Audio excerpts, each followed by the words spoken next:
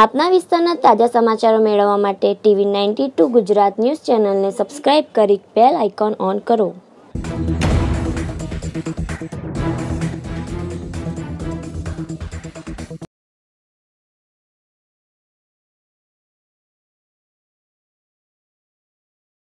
સંતરામપુર નગરમાં દિન પ્રતિદિન વધતી જતી ટ્રાફિકની સમસ્યા, વાહનોના હોર્નના મોટા અવાજનું પ્રદૂષણ। મહીસાગર જિલ્લાના સંતરામપુર નગરમાં આવેલા મુખ્ય બજાર અને સ્ટેશન રોડના વિસ્તારમાં ટ્રાફિકની ગંભીર બીમારીએ વિકરાળ સ્વરૂપ ધારણ કર્યું છે, જેના કારણે વેપારીઓ અને રાહતદારીઓ પારાવાર મુશ્કેલીઓ વેઠી રહ્યા છે, ત્યારે સરકારના પોલીસ તંત્રના પેટનું પાણી હલતું નથી।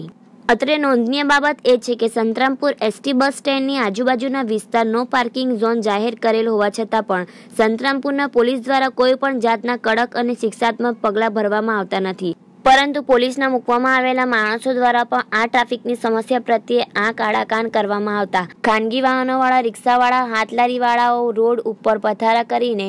અનધિકૃત રીતે દબાણ કરીને રસ્તાને સાંકડો કરી દેતા રાહતદારીઓને સહેલાઈથી અવરજવર કરવામાં ભારે મુશ્કેલીઓ પડી રહી છે। સંતરામપુરના શાકભાજીના તેમજ ફ્રૂટનો વેપાર કરતા હાથલારીવાળાઓ ટ્રાફિકના નિયમોનું ઉલ્લંઘન કરીને સરેઆમ પાકા ડામર માર્ગ ઉપર લારીઓ ખડકી દઈને ટ્રાફિક જામ કરે છે, ત્યારે આવા દબાણકર્તાઓ સામે નગરપાલિકાના સત્તાધીશો અને પોલીસના અધિકારી દ્વારા કડકમાં કડક કાર્યવાહી કરવામાં આવે તો માથાના દુખાવા બનેલા ટ્રાફિકની સમસ્યાઓમાંથી સંતરામપુર નગરની જનતા રાહતનો દમ લઈ શકે તેમ છે। સંતરામપુરમાં આવેલ સરદાર પટેલના સ્ટેચ્યુની પાછળ આવેલ મકાન માલિકો દ્વારા જે દુકાનો ભાડે આપેલી છે તે દુકાનો દ્વારા આખી ફૂટપાથ અને રોડને અડીને પૂરે માલસામાન બહાર કાઢીને ટ્રાફિકમાં અડચણો ઊભી કરી કાયદાની એસી તેસી કરવામાં આવી રહી હોવાનું જોવાને જાણવા મળી રહ્યું છે, છતાં પણ જવાબદાર તંત્ર દ્વારા કોઈ નક્કર કાર્યવાહી કરવામાં આવતી ન હોવાનું લોકમુખે ચર્ચાઈ રહ્યું છે। ત્યારે શું આ ટ્રાફિકની સમસ્યાનું કાયમી નિરાકરણ આવશે ખરું કે પછી હોતા હે ચલતા હૈની નીતિ અપનાવશે?